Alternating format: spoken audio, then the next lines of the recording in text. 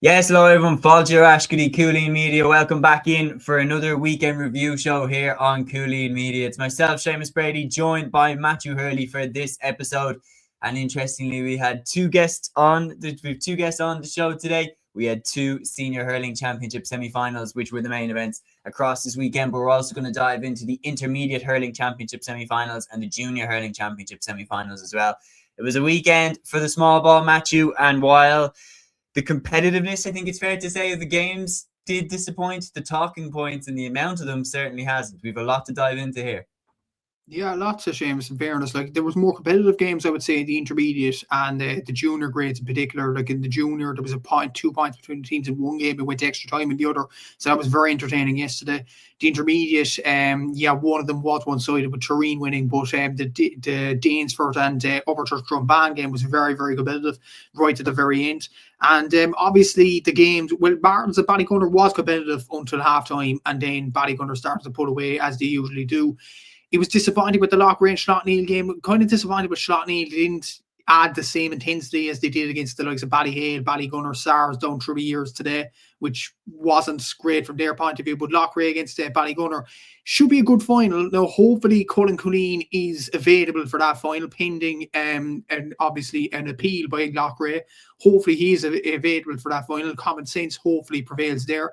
But it should be a decent enough final. But you have to say Ballygunner are still favourites to go on and win that trophy. And it's amazing to think, out of all their championship games, Ballygunner have only lost by less, or beaten a team by less than 5 points only once, and that was the Pearshig in the Munster quarterfinal, that is an indication that they're wiping nearly everybody easily enough from the standards of senior hurling. So should be an interesting game on the 18th of January. But a lot to look into, despite only 6 games this weekend. Absolutely. So, and Peter Griffin, our good pal, is leading the charge when it comes to the comments. And anybody watching, if you are with us for the first time, get involved in the live discussion if you would like to get your opinions in, and let us know what your personal highlights were from the weekend, or if you have any questions or anything in particular that you would like myself and Matthew to discuss from the weekend's action. But we are going to run through what Peter has said. He said, "Hey lads, comprehensive and clinical wins for Ballygunner and Loughrea. Unfortunately, again, the refs are the main talking point after the games. The red card and the ghost goal, the two big talking points." Then he says Johnny Murphy must be related to Dick Turpin, of course, the famous robber back in American folklore. We are going to then jump into the first outside of club championship story that Peter has mentioned here, and we'll run through them as part of our roundup of the news of the week as well in the GAA world. Starting off with this one, the retirement of Davy Burke from Galway, the 4th Galway man to lift the Liam McCarthy Cup, a leader and a legend of the game. Peter, you put it really, really well there.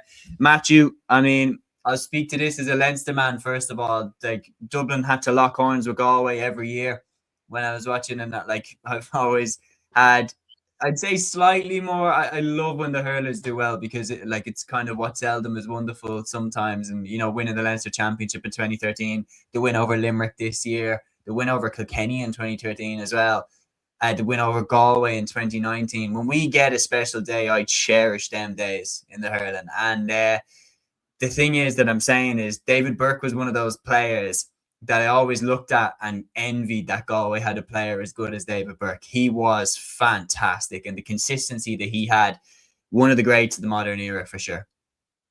Exactly, and I suppose the main kind of memories we'll have of David Burke is him obviously lifting Liam McCarthy in 2017, but on the pitch as well, his goal against Kilkenny in the 2012 Leinster final, which really set alight kind of the shock on that day as well. And take us back to that point. Galway did not win a Leinster Championship. Kilkenny were winning Leinster's left, right and centre.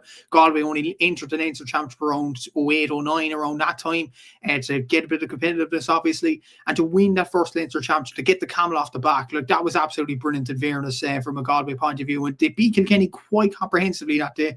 And let's not forget, that was a Kilkenny team that almost did the 5 in a row back in 2010. So that was a sensational win, and David Burke was the leading light in that. He won 4 All-Stars as well, which which probably goes in under the fact that he captained Galway to the 2017 title. 4 All-Stars is still a serious achievement. It is a brilliant achievement for a midfielder like David Burke, obviously. He won 2 All-Ireland club titles with St. Thomas as well, obviously as recently as 2024 as well. 3 Leinster titles, 3 National Hurling Leagues, and a Fitzgibbon Cup with UL as well. So he's had an absolutely outstanding career. A brilliant midfielder for Galway, not just a brilliant midfielder probably in terms of his leadership skills in trying to get Galway back into games and leading from the front and things like that. He was a brilliant leader in the dressing room, brilliant talker, what I could gather anyway. Like, whenever Galway needed some leadership qualities, okay, you looked at Joe Canning. Joe Canning was an unbelievable player for Galway and skilled.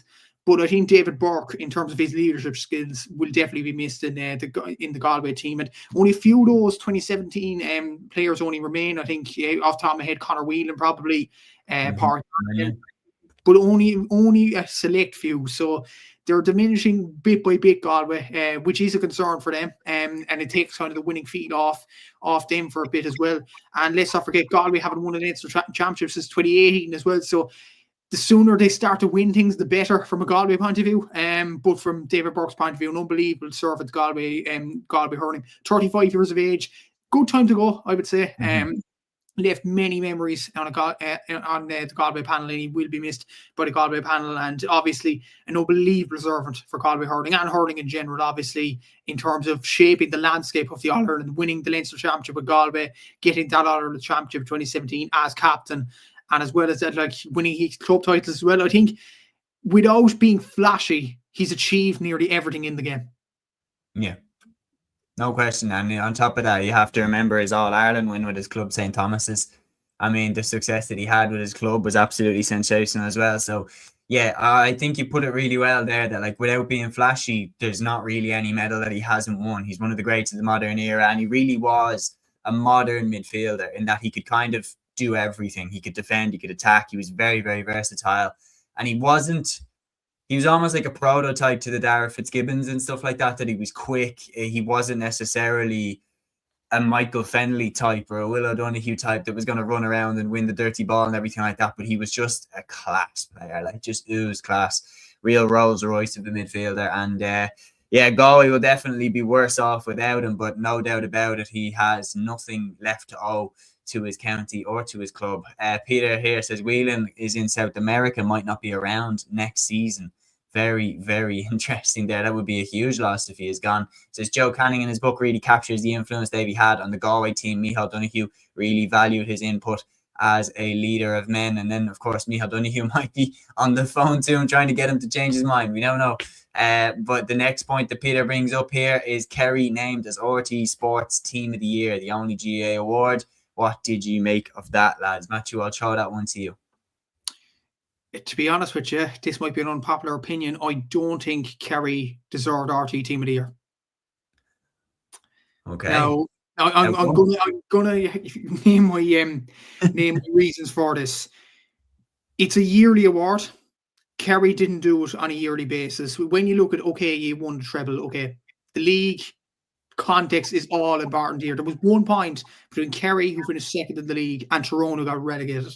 So, to be fair, I don't think there was much between the teams. So, winning that league title when there wasn't much between them, Mayo got to the league final and didn't even get out of the group in the All-Ireland. So, I don't think that's really nailed down as an achievement.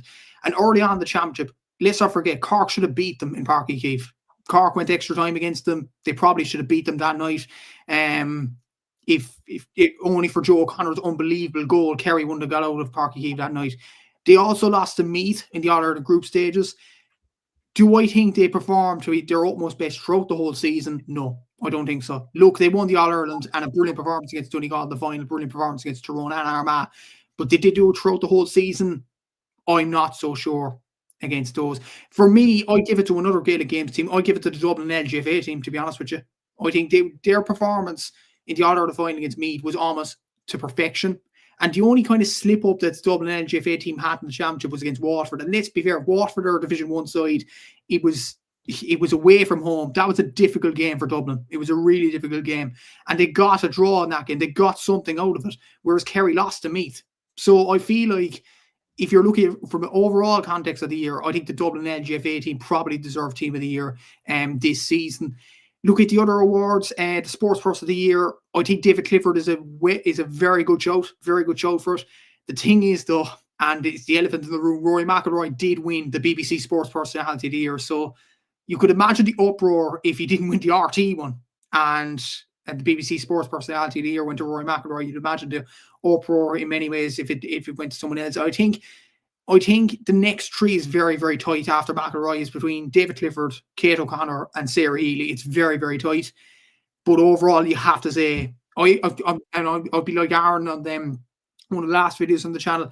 I wouldn't be a massive golf fan, but when you look at McIlroy's achievements, he won the Masters, the Ryder Cup, he won the Grand Slam, he won the entirety of golf this year. Like, you have to give it to McIlroy this season for that.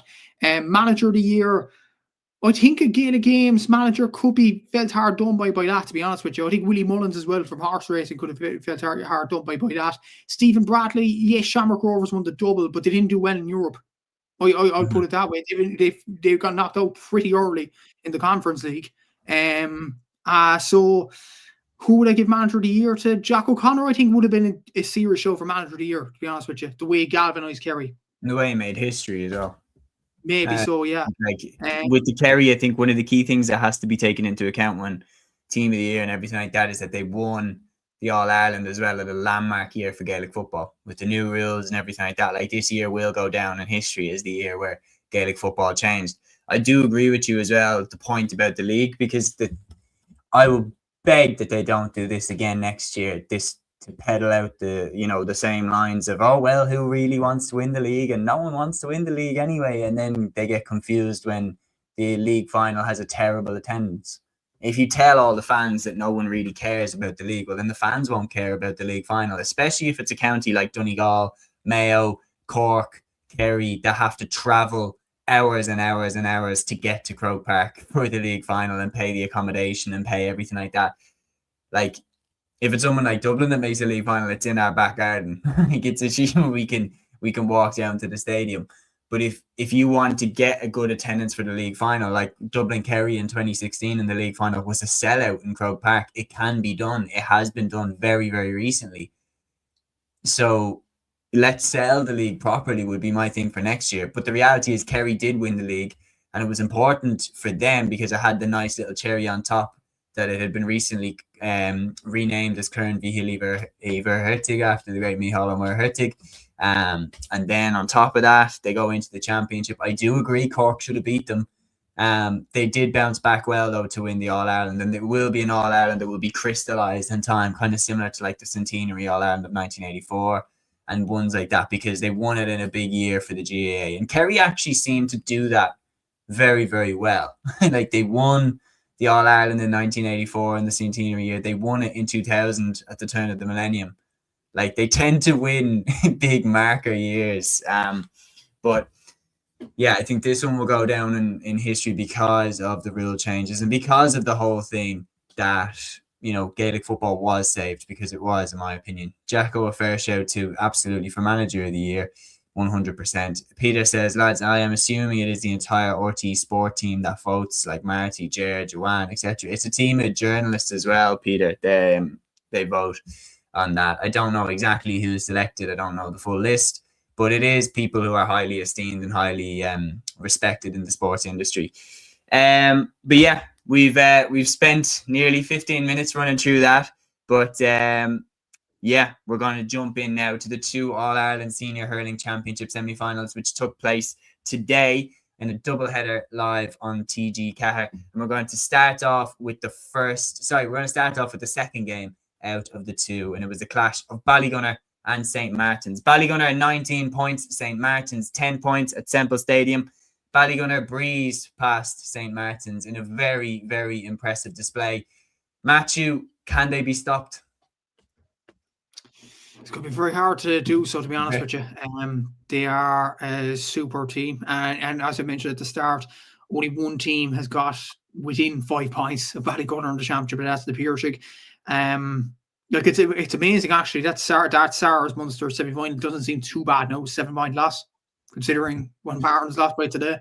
They are just an unbelievable team. And I actually think Martin's perfected their game plan well in the first half.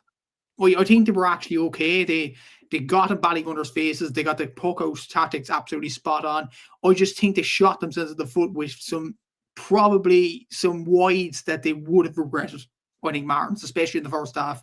Rory O'Connor had a couple of frees. He's been brilliant throughout the whole season. 1 goal and 78 points coming into this game. But he had a couple of frees, maybe 3 frees in the first half. He'd normally put over the bar. He just didn't. And when those don't go over the bar, you're just like, this isn't your day. And Ballygunner just absolutely steamrolled them really in the second half. They outscored St. Martin's, I think it was 15 points to 3 or something in the second half. It was absolutely sensational performance from Bally. 15 points to 4, excuse me. I missed the point at the end from Joe Bennett to kind of make the scoreline a bit more respectable, but at the same time it was just a touch of class. Like Desi Hutchinson, you couldn't touch him all day. 2 man of the match awards in a row now for him. Against Aero Guinness and against St. Martin's, absolutely sensational from him. Mike, the Park man, he absolutely performed well on frees. I think Peter Hogan linked the play very well as well. Harry Ruddle, another outstanding display, and definitely stamping his authority as one of the starting players of the Ballygunner team. Stephen O'Keefe, as the game went on, he started to calm down and things like that as well. And I think as the game went on, as the margin started to increase even more, Martin started to panic even more. And look, that's normal. Martin's won their first Leinster Championship a few weeks ago. That shouldn't go unnoticed. It's been a fantastic season for them. They just came up against a juggernaut today.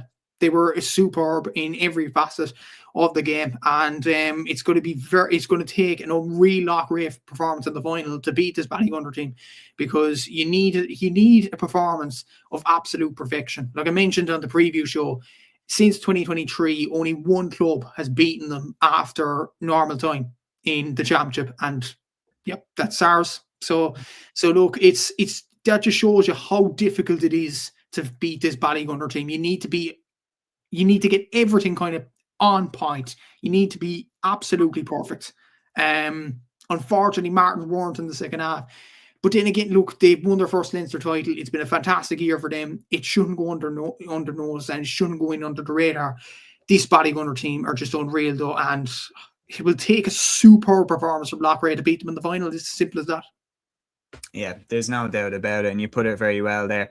And it's been clear, and this is kind of why I chose them, because their time, they have to make good on this. They have an amazing team right now, and winning 1 All-Ireland with the crop that they have, because it was put to John Milan on the radio. I was actually driving home. I was over in Galway for a few Christmas pints last night, and I was driving back today, and I had the RT Radio 1 on, and I was listening to the commentary of the clash between Ballygunner and of course St. Martin's. And John Milan stayed on the radio program at the end, and they were firing a few questions to John and everything like that.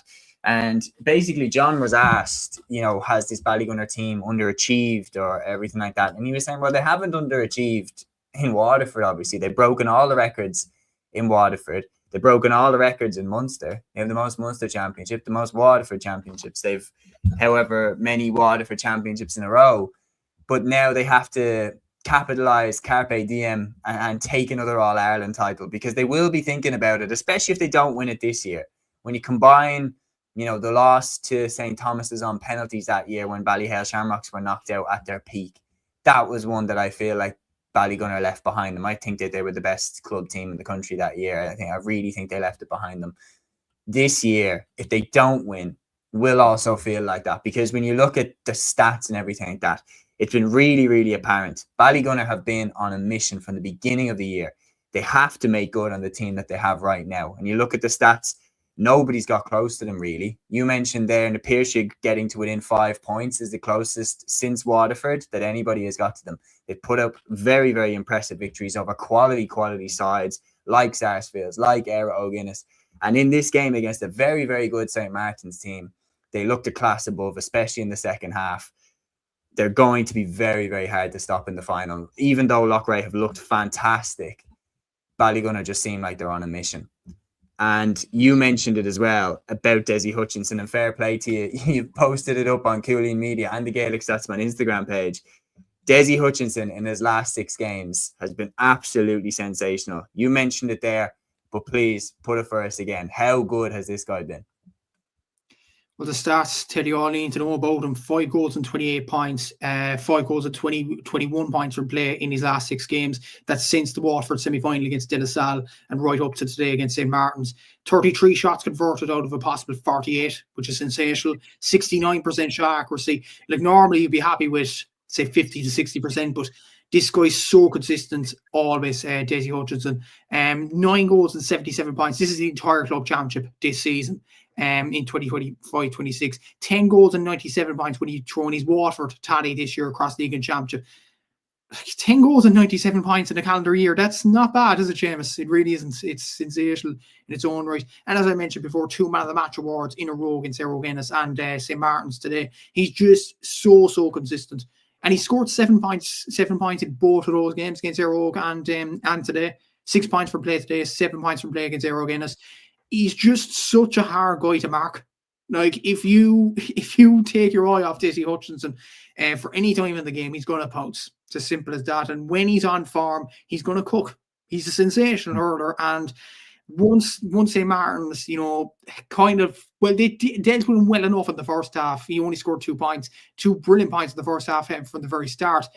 But when they started to let the leash off him, he started to fire. Then after that, he was absolutely brilliant. And I think the TG Carver commentary, surely he's on track for Club Hurler of the Year, just while we're on him. He is, absolutely. Yeah, like, he's fairly nailed on. I would argue, even if Ballygunner don't win the final. Yeah, he's absolutely sensational. And I think the TG Carver commentary mentioned he scored 3 points in the first half. The TG Carver commentary were mentioning Ballygunner scored 4 points in the first half. He scored 75% of Ballygunner scores.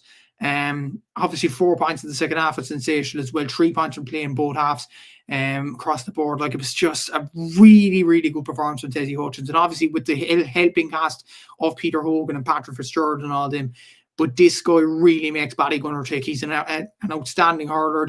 We mentioned he was actually kind of on the decline, some people were saying, with Waterford in Intercounty. He was dropped by Peter Cúilín at the end of the Munster Championship, let's remember, against Cork. And a lot of people were questioning Desi back then.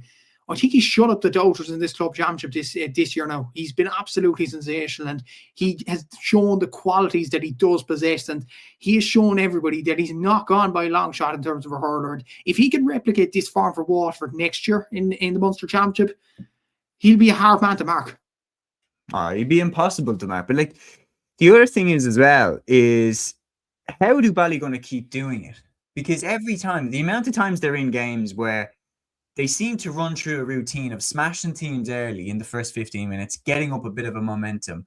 Then whoever they're playing against seems to have a decent second quarter where they make it a little bit interesting at halftime, like maybe the game's not done yet.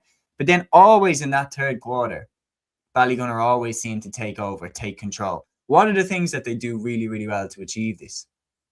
I think it's maybe a calmness on the pitch because they're so experienced at this level. Like, I think Jason Ryan said in one of his interviews recently that just when there's a sucker punch, they don't panic at all. Like, they were 2 points down today. They could have easily been 4 or 5 points down, but I think Jason did mention to me all O'Donnell after the game that these players are experienced enough, they're successful enough. He just lets them at it, to be honest with you. Like, I noticed it firsthand, obviously, with Daniel Hogan's second goal for Sars, and that brought Sars within, I think it was 3-4 points, and it was close enough then, and you think, okay, Sars are getting back into the game here. And then Ballygunner just calmed the thing down again, and they strike 2 goals in a matter of minutes. Like, they're just that sort of a team that don't, I think they don't recognize what pressure is in a way, because, like, when a team puts them under pressure, they just seem to find the answers each and every time. They're absolutely brilliant side, and yeah, it's very hard to stop when you're experienced enough, when you're smart enough as well in these sorts of situations. I think there was a moment in the game where Martins were running through a goal. I think it was Rory O'Connor running through a goal. And there is a rule in hurling. I don't like this rule, I'll put it this way. But there is a rule that in intercounty hurling, if you fall outside the box, but it is a clear goal scoring opportunity, it's a penalty. But in club, if you do it outside the box, it's just a free in. Ballygunner did this against Martins today. I think it was Ian Kenny. It might have been the cornerback, one of the defenders for Ballygunner anyway, dragged Rory O'Connor down outside the box. And most people think, oh, that's dirty play. We don't want to see them succeed. But from their point of view, it's incredibly smart. It's smart play. And like Martins, instead of getting a goal, they get a tap over point instead. And the momentum has gone out of their sails then. And they know when to kill the game as well. They are just so smart in everything that they do. Everything is down to a T. They're a sensational side. I can't have any more praise for this Ballygunner team. They're an absolutely sensational squad as well. And even the players that they can bring off the bench, the likes of the Cormac Powers, the likes of the Conor Tobins, like those lads can offer so much off the bench as well. They're such a brilliant squad. And you even see with their B team win the Waterford Intermediate Championship this year, they are just a well-run club and they're so experienced in these situations. Like, I think, honestly, they just do it because they're just used to it, Seamus. They're used to it each and every season and they know what to do in these sorts of situations. I think it's just as simple as that. And they're so calm as well when other teams might panic. Yeah. And I mean, you put it really, really well there, but Ryan has come in with a really, really valuable point here. He said, as good as Ballygunner were in the second half, the goal not counting was a turning point. Would have been a 5-point lead instead of 2. Never know what could have happened from there. Matthew, it is a really, really good point. Like momentum, the thing is that given how good Ballygunner were and given how much they pulled away in the second half, I think you can't say if that goal goes in, then St. Martin's are through to the final. I think that would be a bit ridiculous to say. But it definitely would have given St. Martin's a turbo boost that they would have needed in order to beat Ballygunner. And the reality is what we were talking about with Ballygunner, how good they are, is on the days where they have been taken out, things have fallen for the teams that have taken them out. Like when St. Thomas's beat them, they beat them on penalties and things did go right for them in the game and went wrong for Ballygunner in that game. Because Ballygunner are so good, everything needs to go right for you. And that was one thing that Martins didn't have the rub of the green with at all. What was your take on this instant? Initially, when I saw it, Seamus, and I'm a neutral in this, I thought it was a throw into the back of the net. And I thought, okay, Sean Stack made the right decision there. Replays are so beneficial to analysts, but they aren't to referees. And that's why hindsight's such a beautiful thing. Because when I look back at the replay, I was saying, oh, okay, that touched Ian Kenny's leg. It should have stood. But can you see where I'm coming from, Seamus? Yeah. When it's so fast-paced, you think initially it's thrown into the back of the net because it did look that way. I thought it was thrown into the back of the net myself. I thought it was the right decision. But you look back at the replays and everything slowed.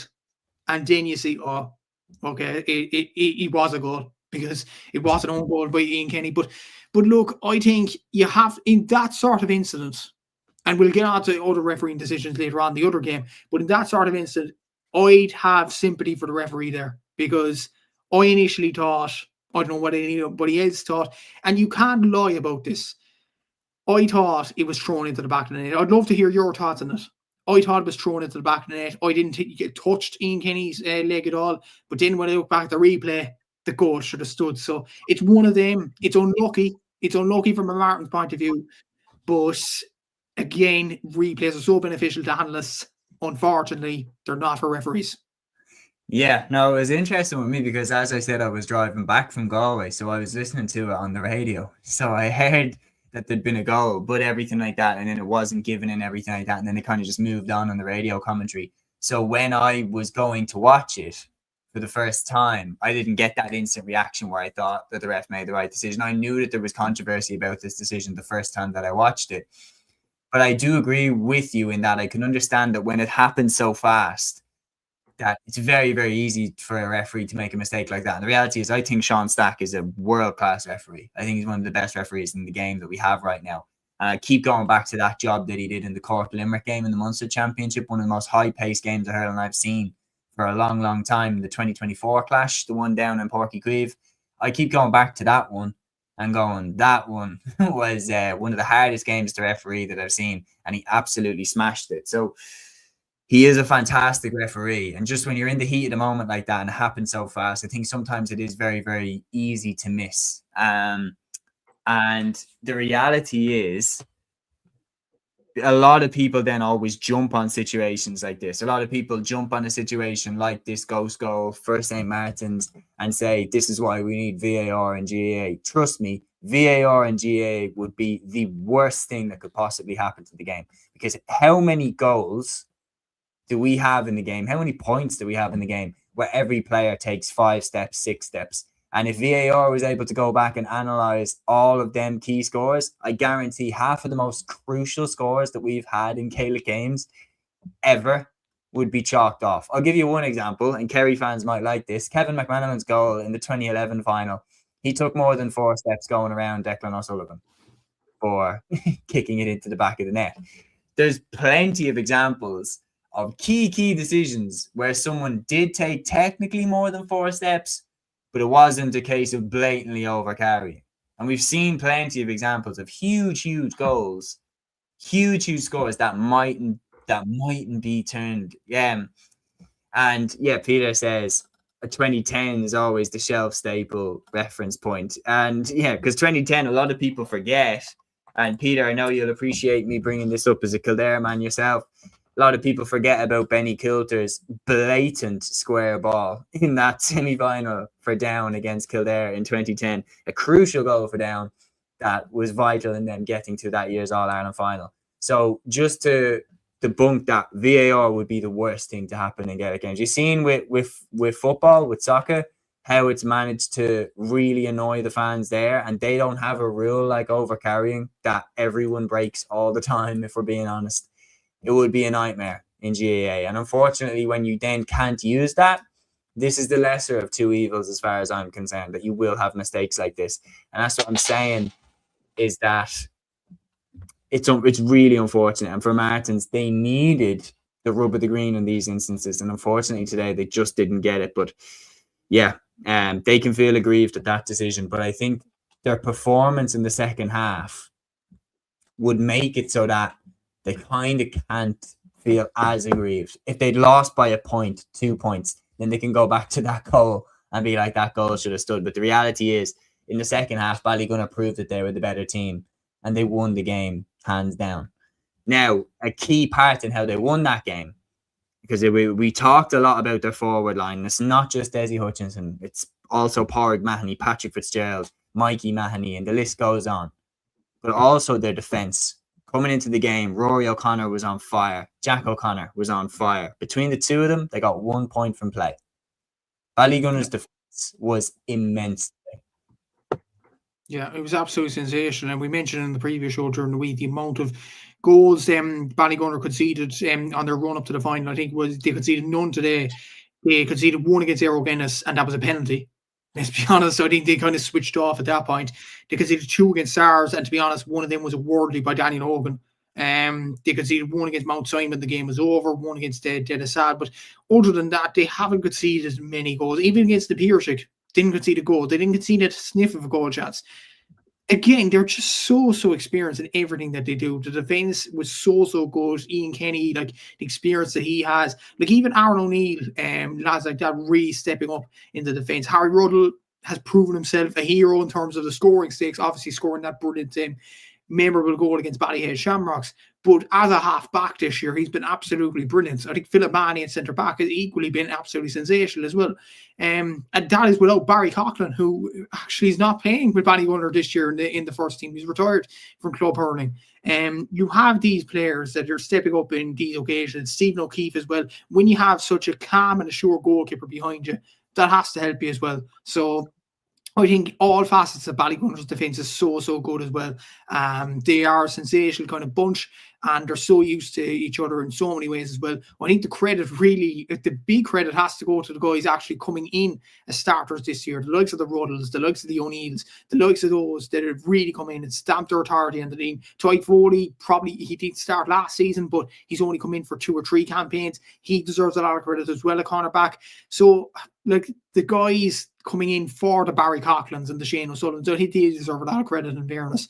And yeah, it's just kind of a ticking bomb. They do well.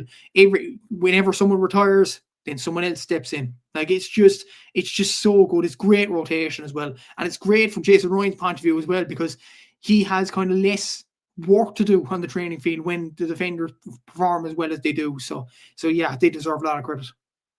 Yeah, no, the reality is it was a smooth Ballygunner performance, and they are through to the All-Ireland Senior Club Hurling Final, which will take place on the 18th of January 2026, and their opponents will be Galway champions Loughrea, who defeated Slaughtneil 222 to 15 points at Parnell Park.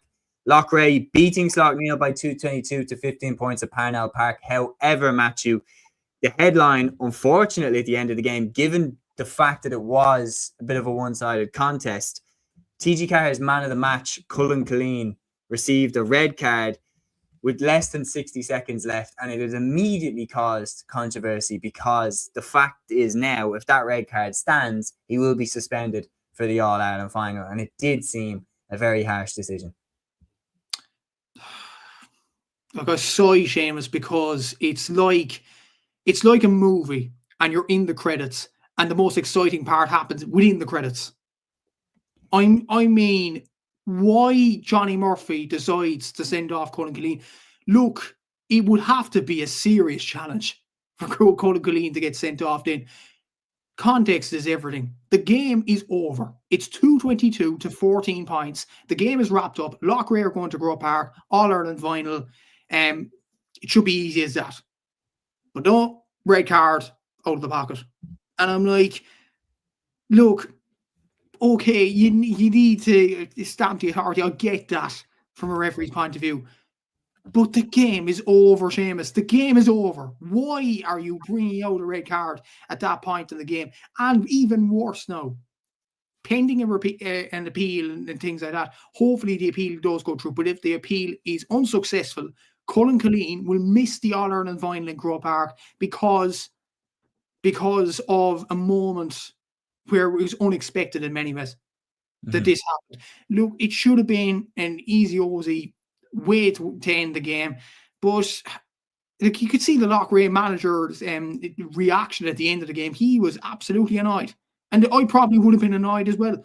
Look at that incident. Look, I think if you have to bring out a red card at that stage in the game, in the context of the game that is, you have to be absolutely, I think David Connor mentioned this on X, you have to be absolutely sure it's a red card.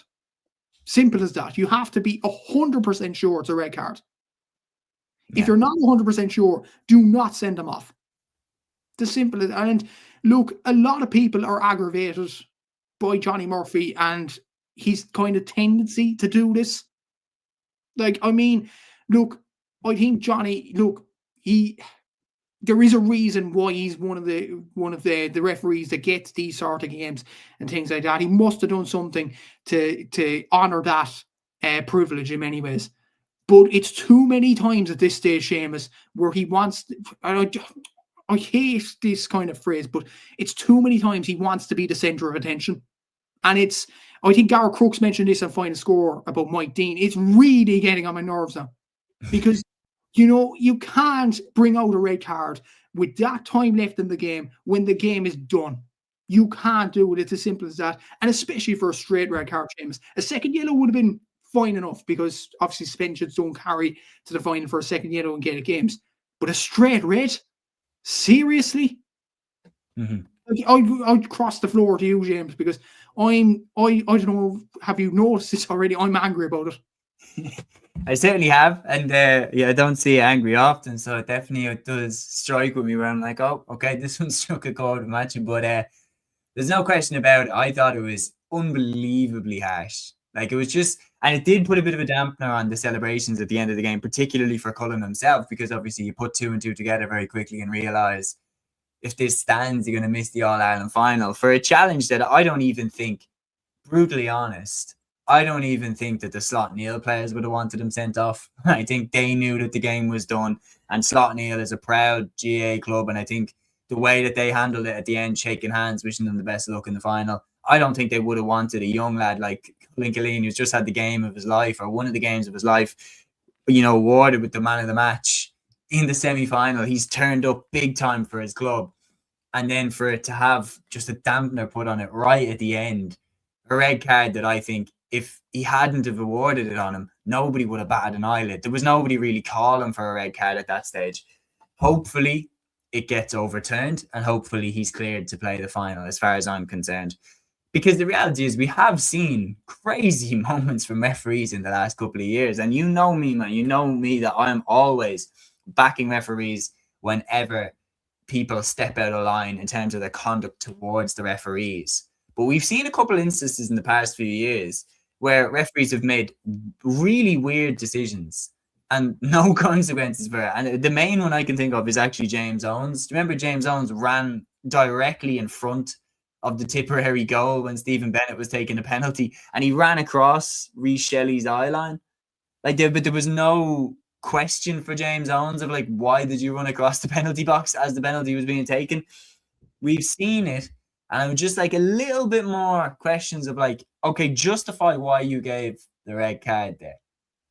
And like, if you think that red card should honestly stand, because, well, again, it's kind of similar in terms of like, yeah, there might be some merit to the red card, but like, my God, that's harsh. And it's just like, did he do something to you to make you just want to send him off in the last minute and ruin his All-Ireland final? We have Peter has a strong opinion on this as well. Galway County Chairman is on the case too. Pure bullshit. Johnny needs to cop himself on. The young fella couldn't collect his Man of the Match award. Poor lad was crestfallen. And that's kind of it, is that it did put a damper on the celebrations at the end of the game for Loughrea. And yeah, personally, I think it was the wrong decision. I think it should be overturned, and I think he should play in the final. Yeah, absolutely. And I echo that absolutely, in fairness. And yeah, and I think on the fact of referees explain their decisions, I think it gets to a J plus are probably first to this, in fairness. They interview referees before the game. I'd ask, if you interview managers and you interview players, you have to interview referees as well to kind of just explain decisions at the end of the game. Sometimes you need to get the ref out of there. I will say, like, sometimes there's games where that won't be possible. Like, Loudmead 2010, I don't think Martin Sludden would have been given an interview after the game. But actually, he has disappeared. He is completely... I've never seen a man be so spoken about and then just disappear off the face of the earth. But I do think it's an interesting one. Or maybe, in a way, the fact that the Premier League, to some degree, has introduced, you know, a referee explaining the rules and everything like that. And David Coldrick dabbled in a bit of that for GA Plus and everything like that, explaining why certain decisions were given. That would really help. That would really help. Because there are some decisions, I think, especially with the new rules, that fans, like from a Gaelic football perspective, there are new rules that the fans would be looking at going, what's that for again? And if you have a referee that pops up and explains it very officially, I think it might help fans. And it might stop people speculating on what frees were for, etc. But I think with this one, it's fairly cut and dry. I don't think he should have been given a red card. And I think that's kind of case closed. And hopefully, for myself and Matthew, hopefully Cúilín will line out in the All-Ireland final for Loughrea. But we are going to jump into the game itself. Because coming into the contest, they're going up against the Slaughtneil side that, I mean, you can attest to this, Matthew. I'd say your heart was in your mouth being involved with the SARS team when Slaughtneil had that goal chance right at the death last year in the All-Ireland semi-final. They've been banging on the door for years in terms of getting to the All-Ireland final. Their dominance in Ulster has been unparalleled.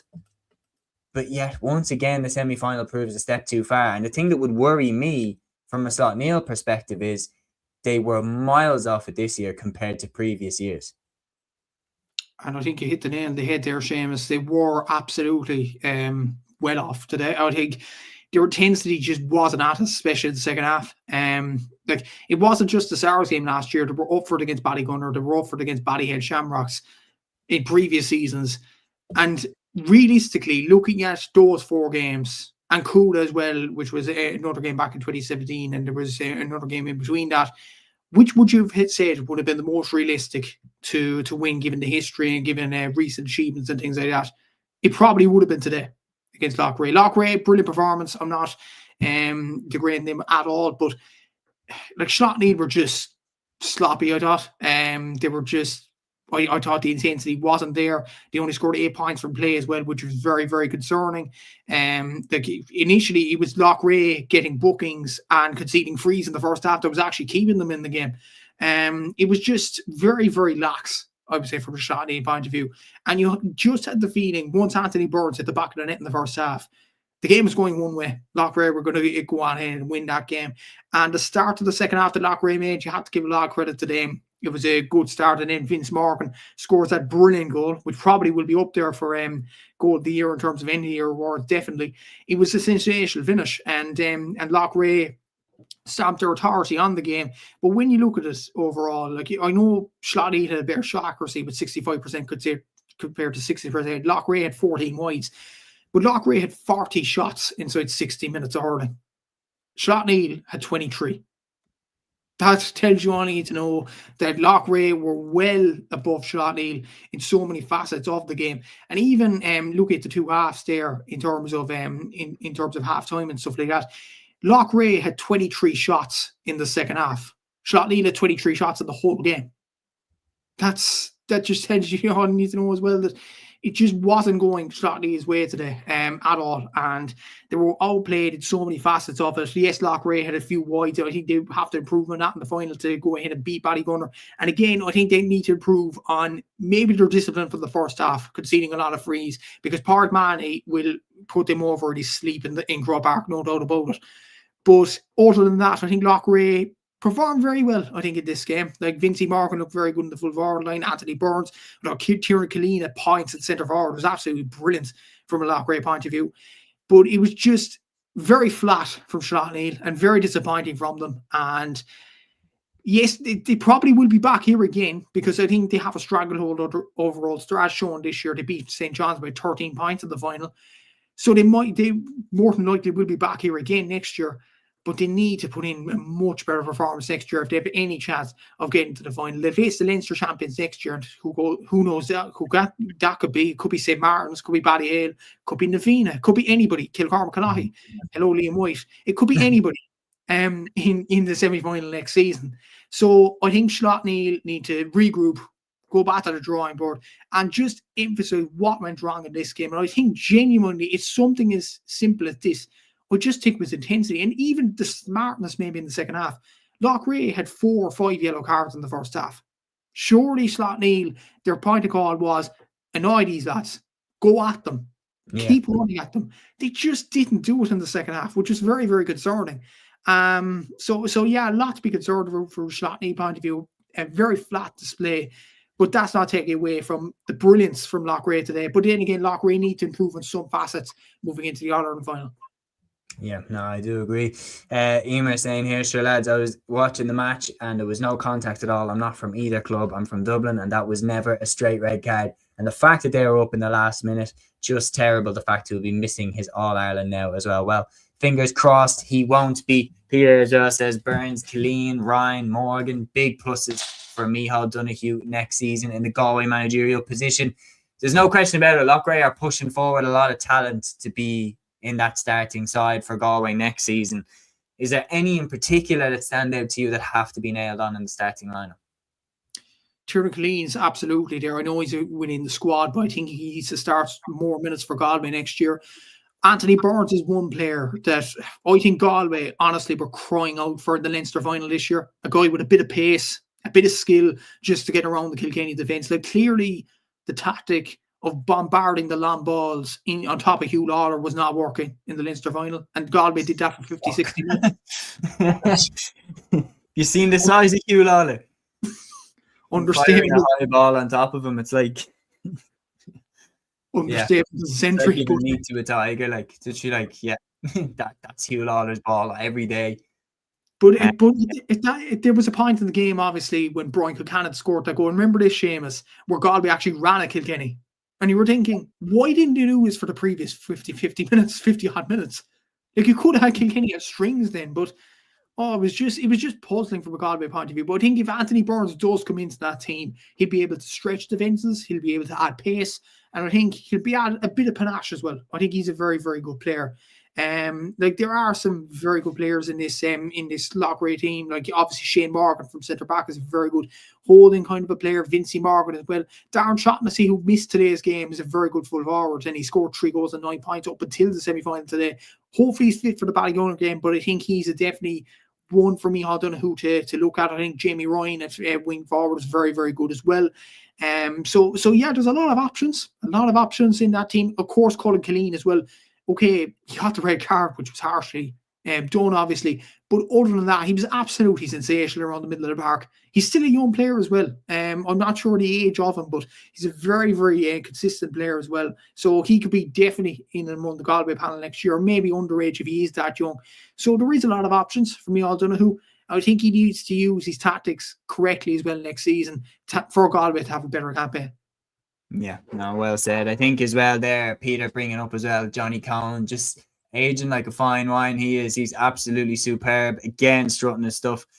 He mentioned it as well, like in the post-match interview, I think it was with RT Radio 1 or it was with Galway Bay FM. I can't remember which one. I was flicking between the stations. But Johnny Cowan was talking about playing the Parnell Park pitch and everything like that and saying that it was tight and everything. To put up 222 was an impressive score inside 60 minutes. There's no question about it. Loughrea played that pitch like they knew it like the back of their hand. They were really, really solid. It was an interesting ground selection, to be fair, really, really far away from both clubs. Like really far away from both clubs. But either way, Loughrea came ready with a game plan and everything like that, and they just turned Slaughtneil over. And I was surprised at how off the ball Slaughtneil were. They really, really weren't on it. Going into that final, I'll ask you this one first.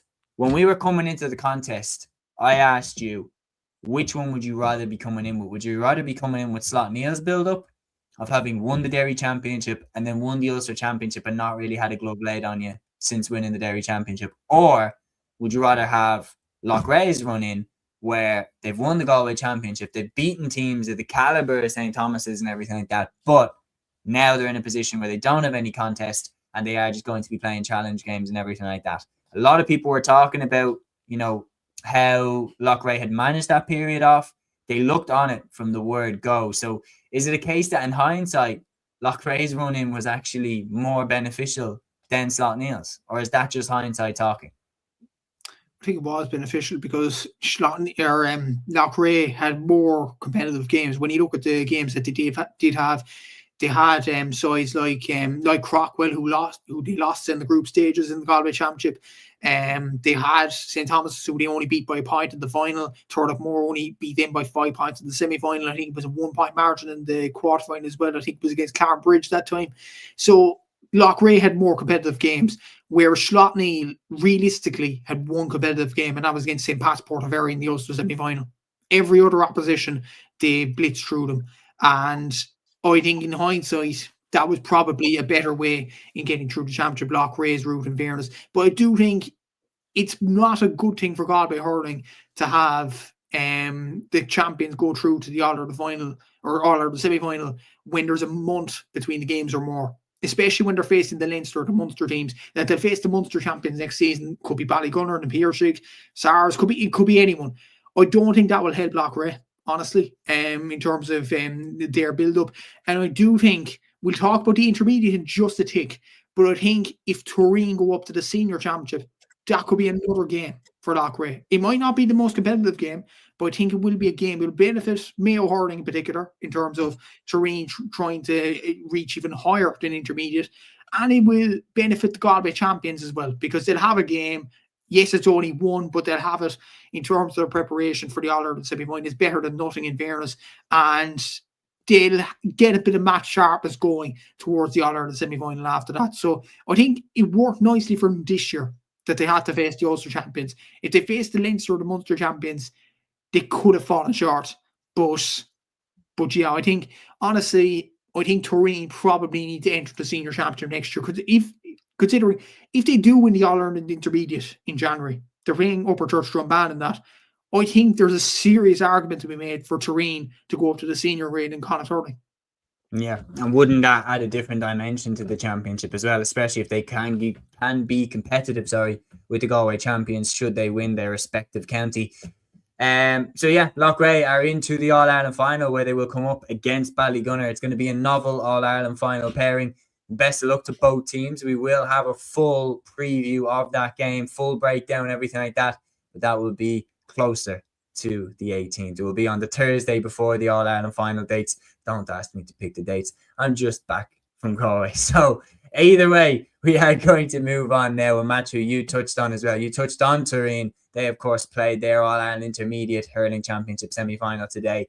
They beat Ayr Old Carrickmore by 128 to 117. And in the other semi-final, their opponents, Upper Church John Bain, beat Danesford 113 to 14 points. Just your thoughts on these two ties and how the potential final matchup will go. We were talking about the games during the week with Liam and Aaron and myself in the pod during the week. We were saying that Danesford are definitely a team to watch with the likes of Richie Hogan, with the likes of Paul Murphy at centre back as well. Like, they have experienced players and they were beating teams at a canter as well. But I think this Upper Church Drumban team, they may not have Tipperary seniors in the team, but they are a very good oiled machine in many ways. They beat O'Callaghan Mills in the Munster final very, very comprehensively, and that's the Clare champions. That's a very tough game to have. They beat Ballinhassig as well, the Cork champions, which is a very hard thing to do. The Cork champions usually do well in the intermediate and junior grades as well, so that was a fantastic achievement. And today they showed brilliant grit and determination to go and win this game in Portlaoise. Luke Shanahan got 7 points from frees. Gavin Ryan got 2 points from frees. Paddy Green got 2 points as well. But the main kind of scorer was Pat Ryan, who got a goal and a point from play for Upper Church. It was a brilliant display from them, and they'll be going to Crow Park with confidence under their beds, no doubt about it. To be honest, Danesford had some decent players as well, the likes of Fionn Manny with 3 points for playing, Anthony Ireland Wall with 7 points. Love that name, by the way. Brilliant display from them. But yeah, look, it was a brilliant win for Upper Church, and they will progress to the final. Probably as favourites over Turin, who were in their second final in 4 seasons. Their last final, obviously, they lost to Monaghan, the Munster champions from Limerick. So they'll be hoping to get revenge on the Munster champions this time in this event in the intermediate grade. Like, they were comfortable winners today, 128 to 117 over Carrickmore. Mayo seniors Shane Boland, Liam Lavin, Sean Kenny, and man of the match Owen Delaney really excelled for this Turin team. They also had the likes of Fergal Boland in the team, so they have the bulk of the Mayo senior team who won Division 3 in the National League in the past season, and also got to the Nicky Rackard Cup final. So they have a bulk of the Mayo team. To be honest, I think, hazarding a guess, I think the Turin team have about 10, 11, 12 of the Mayo starting 15, which is very, very impressive. They are a very good run hurling club in fairness, and they will be serious in the All-Ireland final. Like, Monaghan got tested all the way by them in the 2023 January final. So I think Upper Church will definitely have their work cut out in the final. So it should be a very entertaining game, no doubt about that. Word for A.D. Kelly for Carrickmore. He's Tyrone's main scorer in the hurling, and he was Carrickmore's main scorer today. But it should be an interesting game, Turin against Upper Church. And I did mention about Turin with the Connacht Championship. If Turin managed to win this game in the All-Ireland final, there is a serious argument to be made for them to go up to the senior ranks in the Connacht Championship. But like, Upper Church will be a hard team to beat in the final, especially all Munster champions are. So it should be an interesting game in a month's time. Absolutely, well said. Yeah, and on top of that, we will be doing a full preview for that intermediate final when we are approaching the weekend in which it is taking place, obviously in the new year. But now we're going to move on to the junior grade. We also had the All-Ireland Junior Hurling Championship semi-finals, which took place yesterday on the Saturday this weekend. And it saw Eastkey beat Burt by 423 to 121 in their respective semi-final, while on the other side of the draw, it is Kilbrittain who will meet them in the final, who beat Davidstown by 215 to a goal and 16. So it's going to be Kilbrittain against Eastkey in the All-Ireland Junior Hurling Club Championship final of 2025-26. How do you see this one going, and what did you make of the respective semi-final wins? It's remarkable to say on this podcast, Cúilín Media, which is kind of a national kind of podcast, that a West Cork team have reached an All-Ireland hurling final, which is sensational. Like, just context for our listeners, West Cork is not really a hurling stronghold, let's be honest. There is 2 teams above Kilbrittain in the Carbery division in the Cork grades, and that's Bandon and Lucistown. for Kilbrittain to reach an All-Ireland final, to win the Munster Championship, to win the Cork Championship, to perform the way they did, to win 8 games on the trot in Championship, it's absolutely brilliant. And fair play to everybody involved in Kilbrittain. Joe Ryan, the manager, absolutely brilliant motivator, and I can say that as well. Obviously, I know Joe quite well. He's a very, very good operator, very good manager, and wishing him all the best in the final. Interviewed 2 Kilbrittain players in the past few weeks in the Star Sport podcast. First, their captain, Philip Wall, and then one of their main scorers, Bertie Butler. And they're just enjoying this run every way. Like, it's just a brilliant run for Kilbrittain in this run. And Davidstown really test them all the way in this game in Clonmel.